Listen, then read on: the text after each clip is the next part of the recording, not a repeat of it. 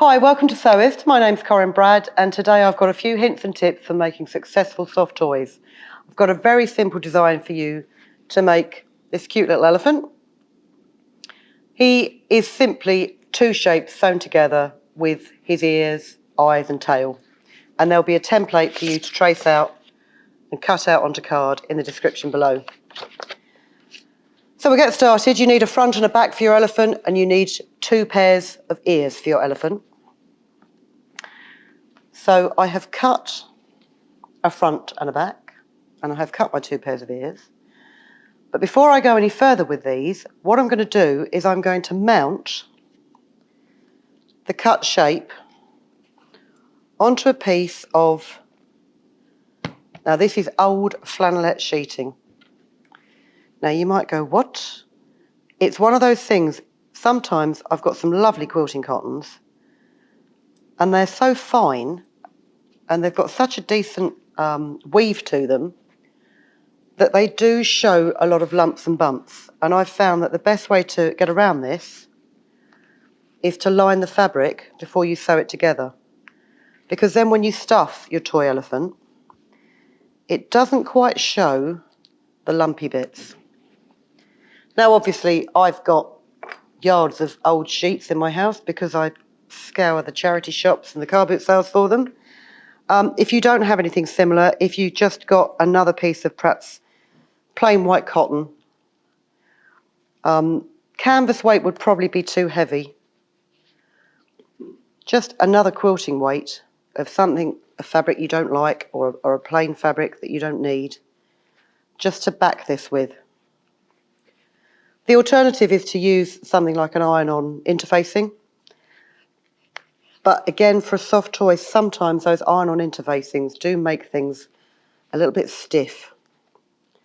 So I've just sewn these two pieces together, and then I'm just going to roughly zigzag stitch, and quite a large zigzag, just around the edges to hold the two pieces together.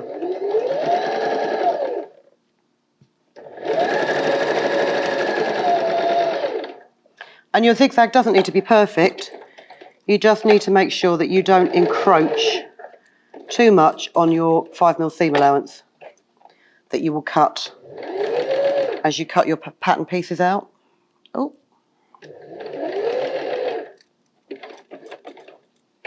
And we're sewing this right sides out because you're just attaching a lining.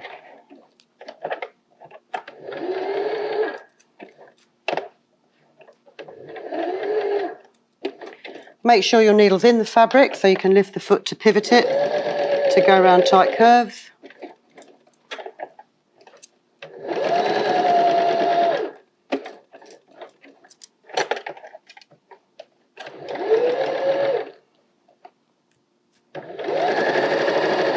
Especially things like the end of the trunk.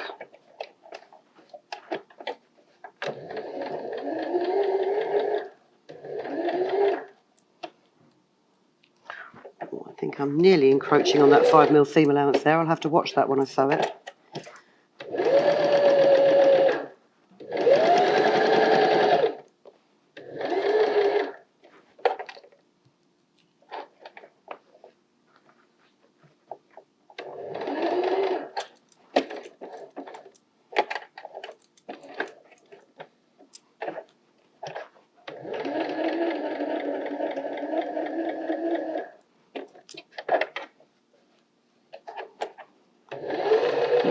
Nearly finished.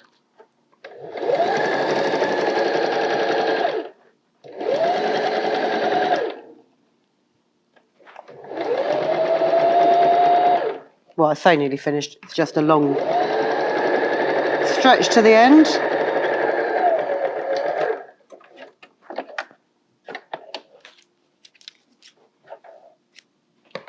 So what that's done is it has fixed your thicker lining to the back of your elephant so it won't shift. Now you do the same with the ears, except what you do is you put one piece of fabric right side up on your lining, you put your other piece of fabric right sides facing, and all I've done is I've traced around the ear template. I haven't cut it out completely. The reason I haven't cut it out completely is sometimes with trickier So I just need to check what I'm doing here. Sometimes with trickier shapes, and especially with things that you want a nice curve on, I'm going to cut this out with pinking shears so it's got a good curve. I just need to check which piece is the front, which is this piece. And I'm just going to put a little cross there because that's where I'm going to leave my gap for turning. It will be marked on the template where the front of the ear, so this piece of the ear is, because this is where you secure it to your elephant. So start just below the centre of the front. I think actually on the template I've even had the good sense to mark where the turning gaps are, which is unlike me because normally I let you work it out for yourself.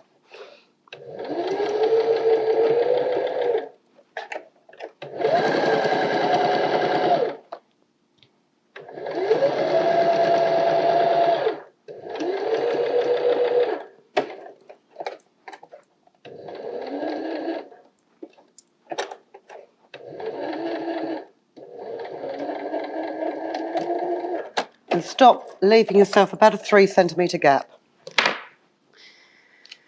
Grab your pinking shears and then just cut out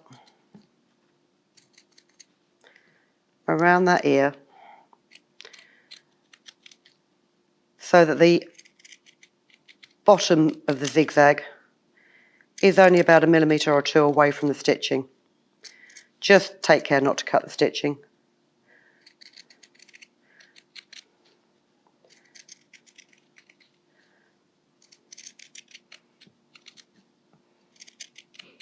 Like so. Pop your finger inside between the 2 pieces of cotton fabric.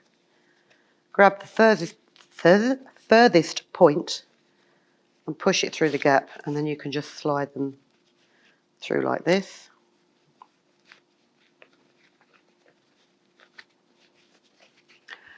And then if you use quite a thick knitting needle, just to run along that seam to push it out to its best advantage.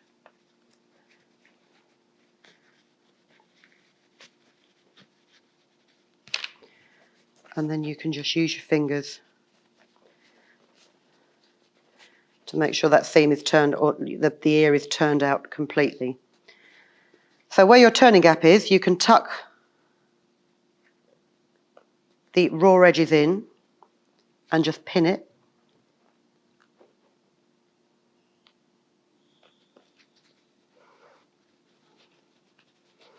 So I need to pin that the other way around because that's the front of the ear and that's the elephant I'm working on.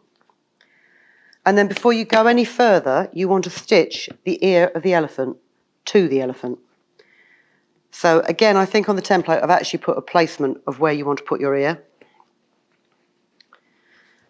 Pin the main part of it just to the body so it doesn't slip out of place.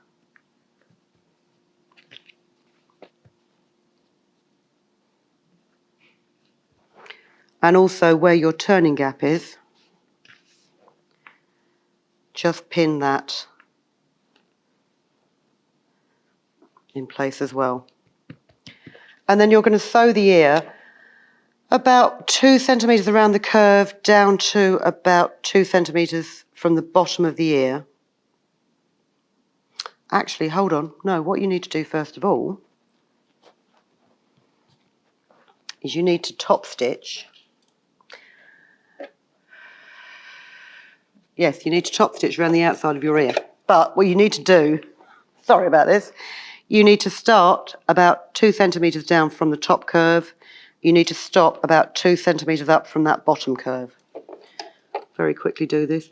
It's not imperative, it does give a neater finish to your ear. And there is a reason why you leave this gap.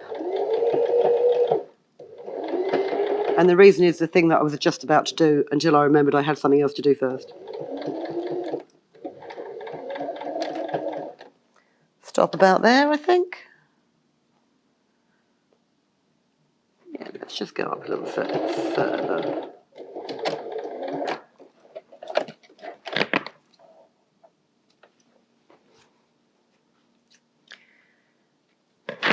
Now you can pin your ear to your elephant. And we'll just put a couple of pins in here so it doesn't shift. And a pin up here. Just make sure your raw edges are turned in and pin that also. And then where you left the gap in your top stitching, that's where you sew the ear to the elephant. So as I say, if you don't bother top stitching it, it's not the end of the world.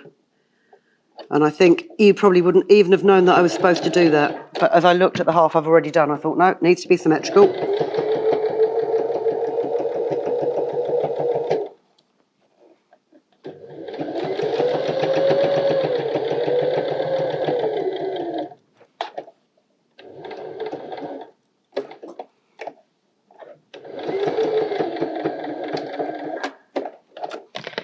There you go.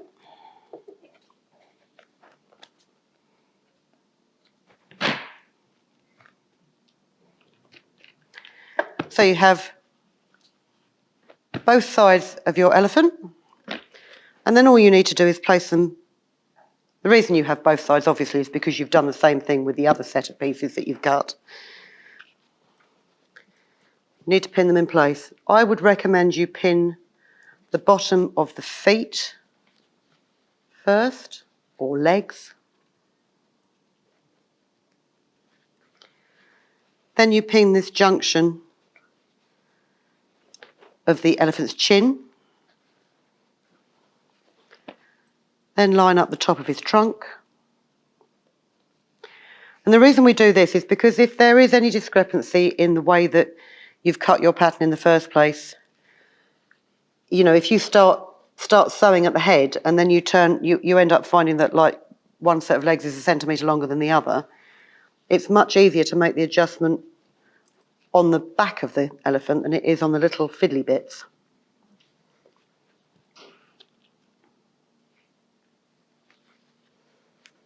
And then just his forehead. And I'm going to leave a turning gap just here. So we'll start. Make sure you're not still in a zigzag stitch. Oh no, you shouldn't be in a zigzag stitch because you've just done your top stitching, haven't you? And then sew all the way round with a generous 5mm seam allowance, or 1/4 of an inch if you're in the States.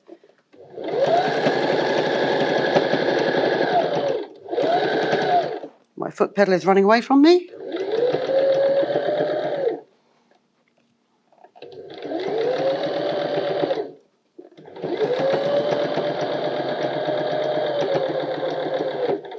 When you get down to the bend of the trunk, just make sure you leave yourself like a U shape. Don't do a V shape, because then when you come to clip that junction, you haven't got enough leeway to potentially, you might catch the stitching and then it will all come unpicked.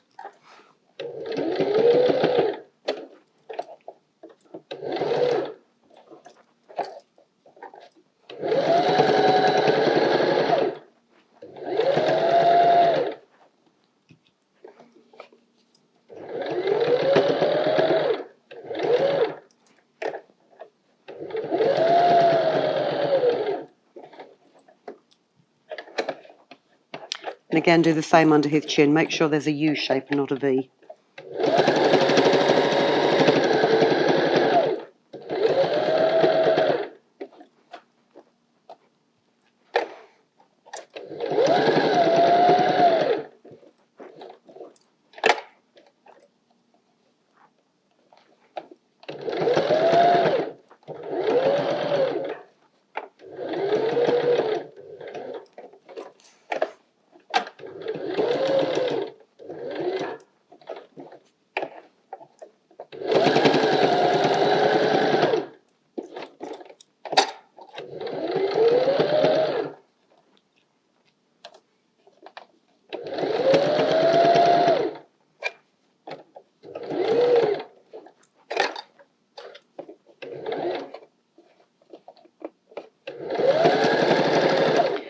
And this current time I'm actually going to leave a more generous gap for turning than I usually do, because I did find when I stuffed that little elephant there, his trunk was a bit of a nightmare because I didn't have enough room to get my fingers in there. So when you've sewn it, just snip his legs, this piece of the trunk here, and that piece of the trunk there, and then pop your finger in, get it right into the trunk, and push through. And you're advised, actually, before you push the rest of the body through. Oh, I've made a right hash of that. To get a knitting needle in there and push that trunk out fully. Because you've got that curve in it, the fabric does like to stay all bundled up. But if you just get a thick knitting needle, you can ease that out.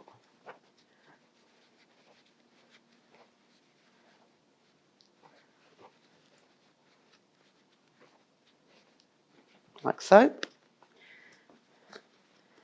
And the other thing I would also recommend, before you turn the entire body out, grab yourself some fibre filling and just fill the end of that trunk. Because if you try and do it when you're working through the whole of the body of the elephant, it is frustrating and time-consuming. I don't know if I've ever mentioned to you tips about using fibre filling stuffing. If you're stuffing something like a cushion or something like that, it's a bit different because you don't need such fine areas. But if you're stuffing a soft toy, rather than just grab a handful of it out and just try and stuff it in the hole, just get a bit, tease it out, and then pop it in. Because what it does is it makes sure that there aren't so many lumps. There's not areas where the fibre filling has sort of congregated to make it lumpy. And it gives a much better look and feel to your toy.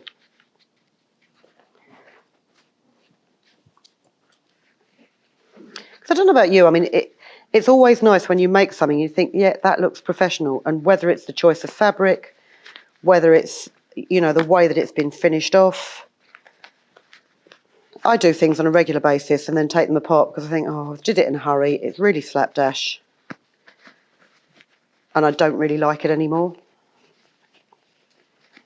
So now you can turn him out. There's his ears, and his ears bring out the top of his head nicely. And there's his feet.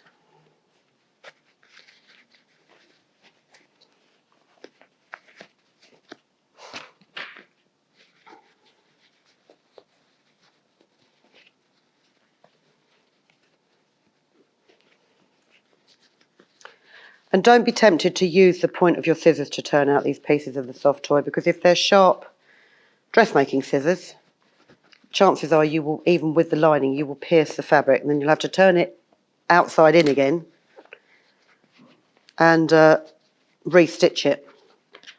So I am just going to stuff the rest of that elephant while you're not looking, and come back to me and I'll show you how to sew his bottom up. I've stuffed my elephant, as you can see. I've not stuffed him too hard because you want him to be quite squishy, but there's no lumps or bumps because you've got that lining of the fabric. You can't see where there are lumps and bumps. So all I'm going to do is sew up his bottom, for want of a better phrase, turned in the raw edges, and just pin them together. And I'm going to use a double length of thread to do this, just for security's sake. And I'm simply going to over sew with small stitches the folded edges together. Now I'm going to over sew this a little bit more shoddily than I would do if I was giving this as a gift. Really just to save time in this demonstration. But a hand stitch finish actually is much better on an exterior seam like this. And if you can do it in thread that's close to the colour of the material that you're using, then it's nowhere near as visible.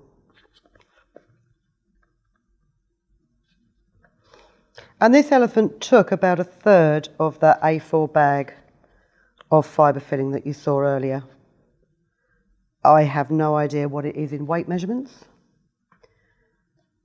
but because it's not hard stuffed, you don't need too much of it. So there you go. That's him sewn up. Lock it off with a couple of stitches.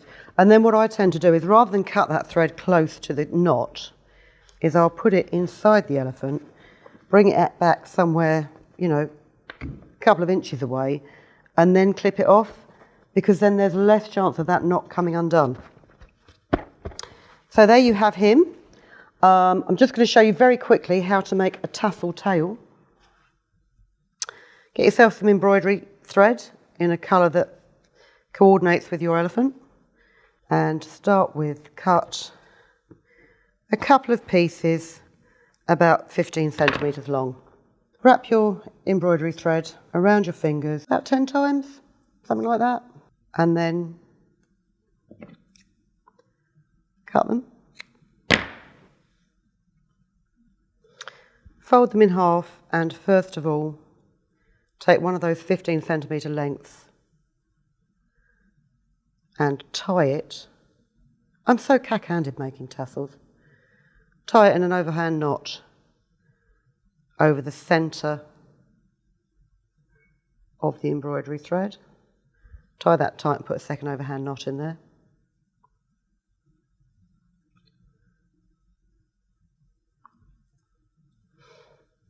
And then if you pull your ends down and then just wrap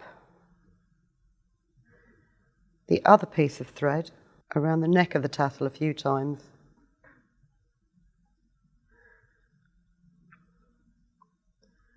and tie together in a knot. Honestly, making tassels is far easier than I make it look. Tie them in a tight knot.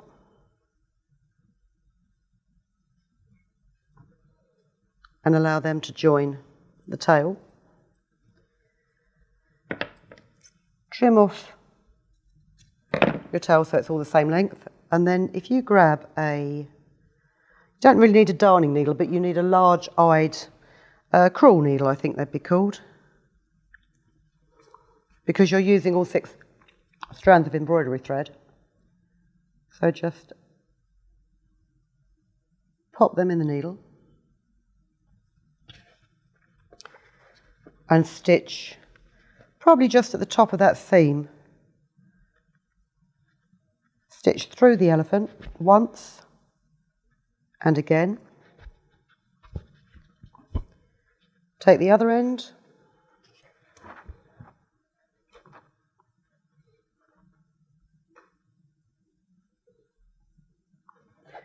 and stitch through the elephant from the opposite side once. Oh, and I would say again, but I can't be bothered to rethread that needle. Tie them together in a knot.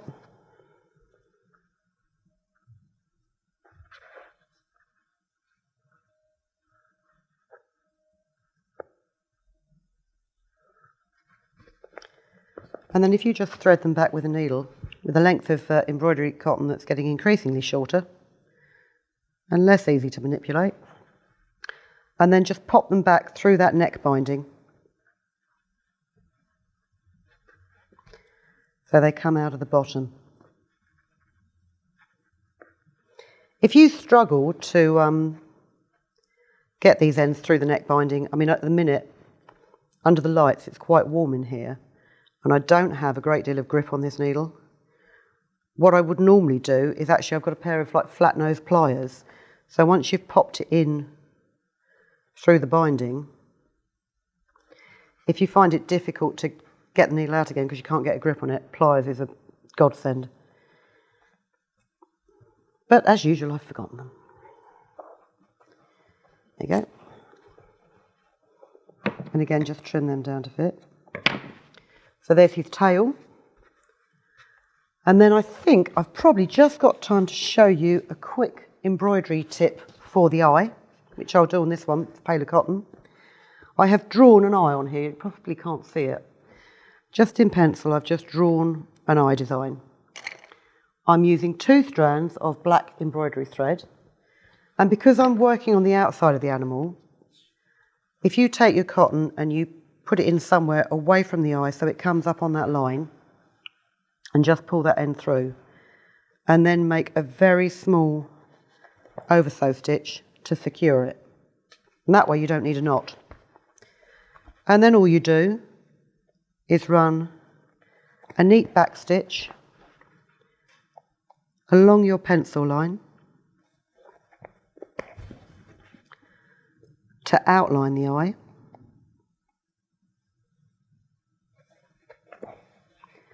Like so. And you can always use buttons for eyes, but I'm of a mind that this toy is going to be for a small child. If the child is very small, I might even consider not putting the tail on it because it's just something that could be pulled off. Woe forbid, or God forbid, that I make something that becomes a choking hazard. So an embroidered eye is a much safer option if the child is very, very small. So that's just completed the outline. And then just fill it in with a neat satin stitch. So run it diagonally, and while you're doing satin stitch, try and keep your thread as untwisted as possible.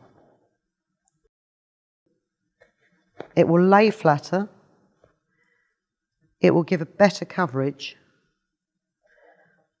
and all in all you'll need less stitches to actually fill in the centre of that eye. So if you keep doing it, I tend to go right across the middle first of all and then work either side of the middle, because then that way I know that my satin stitches all lay parallel.